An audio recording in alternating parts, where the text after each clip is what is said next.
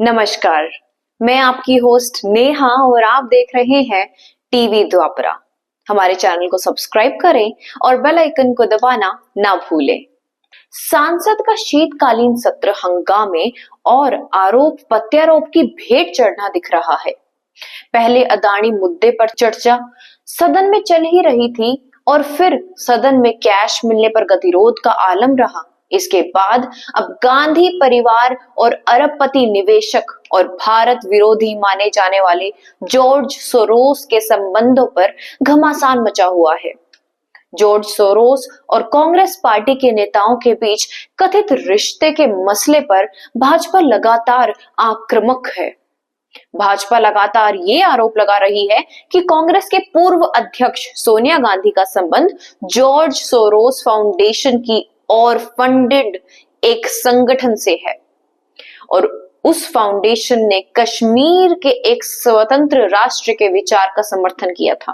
किस प्रकार से कांग्रेस के लोग किस प्रकार से बहुराष्ट्रीय कंपनियों डीप स्टेट के समर्थन से जॉर्ज सोरोस की मदद से अंतरराष्ट्रीय एजेंसियों के एजेंट बन करके इस देश में विखंडता पैदा करना चाहते हैं। इस देश में गलत मुद्दों के आधार पर इस देश को टुकड़े टुकड़े करना चाहते हैं।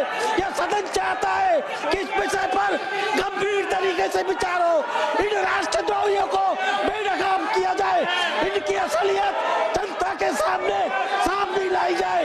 इन्होंने स्पष्ट है, इनके इशारे पर देश में आतंक विरोधी ताकतें चल रही है। कश्मीर में राष्ट्र विरोधी गतिविधियों को प्रोत्साहित किया जाता है। ये पीएफआई के समर्थक है। देश में जहाँ कहीं भी आंदोलन होता है, जहाँ कहीं भी राष्ट्र विरोधी गतिविधियां होती है, यह कांग्रेस हमेशा उनके साथ खड़ी होती है। राष्ट्रीय और अंतर्राष्ट्रीय मीडिया में ये रिपोर्ट आया है कि कांग्रेस के सीनियर लीडर का जॉर्ज सोरोस से संबंध है। इसको तो जरूर इस पर एक डिबेट होना चाहिए। भारतीय जनता पार्टी का आरोप है कि पूर्व कांग्रेस अध्यक्ष सोनिया गांधी का संबंध एक ऐसे संगठन से है जिसे सोरोस फंड करते हैं। बीजेपी का कहना है कि सोरोस भारत से कश्मीर को अलग करने के विचार के समर्थक रहे हैं और उनके साथ कांग्रेस का संबंध होना ये देश के लिए सुरक्षा में एक बड़ी मुसीबत साबित हो सकता है।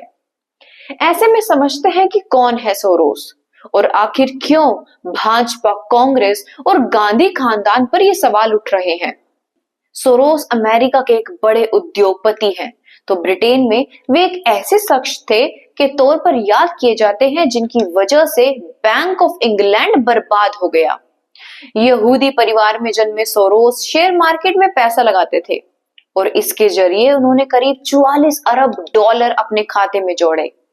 मीडिया रिपोर्ट्स के मुताबिक सोरोस करीब 32 मिलियन डॉलर की रकम लोगों की मदद से दूसरे चैरिटी में काम कर चुके हैं, लेकिन उनके इसी के समांतर दिए गए कुछ बयानों में बहुत से देशों की अंदरूनी मामलों में हस्तक्षेप भी मानते हैं। भारत को लेकर भी सोरोस कई बार ऐसे बयान दे चुके हैं जो विवादास्पद रहे हैं।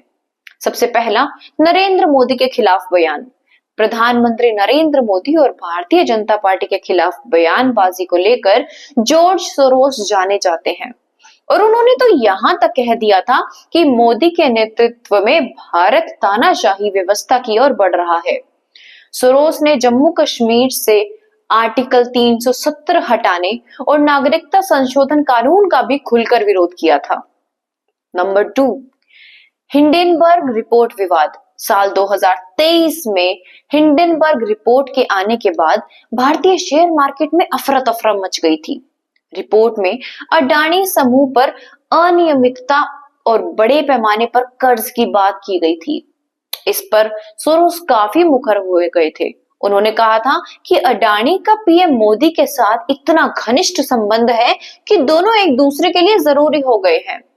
सोरोस ने तब कहा था कि इस मुद्दे पर मोदी चुप है, लेकिन उन्हें विदेशी निवेशकों और संसद के सवालों का जवाब देना पड़ेगा। इससे केंद्र सरकार पर मोदी की पकड़ ढीली होगी और सुधारों के दरवाजे खुलेंगे। बाद में भाजपा ने आरोप लगाया था कि हिंडनबर्ग में सोरोस की बड़े पैमाने पर निवेश है और ये रिपोर्ट भारत की तरक्की को बेपटरी करने में मकसद से लाए गए हैं। नंबर 3, राहुल गांधी और सोरोस।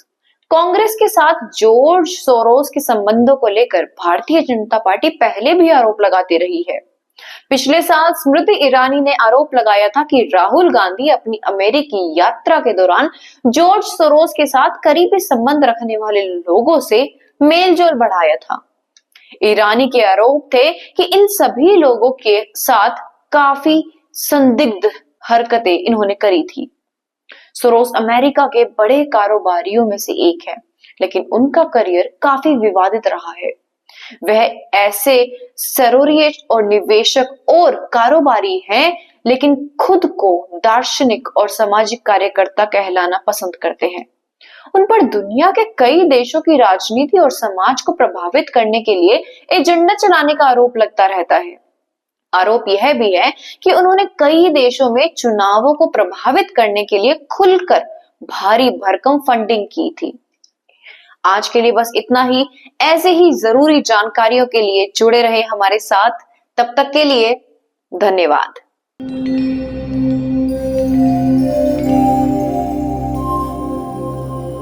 टीवी द्वापरा, संभवामि युगे युगे। अगर ये प्रोग्राम आपको अच्छी लगी तो लाइक, शेयर और कमेंट करें। टीवी द्वापरा के प्रोग्राम्स को हमेशा देखने के लिए सब्सक्राइब करें, बेल आइकॉन दबाएं।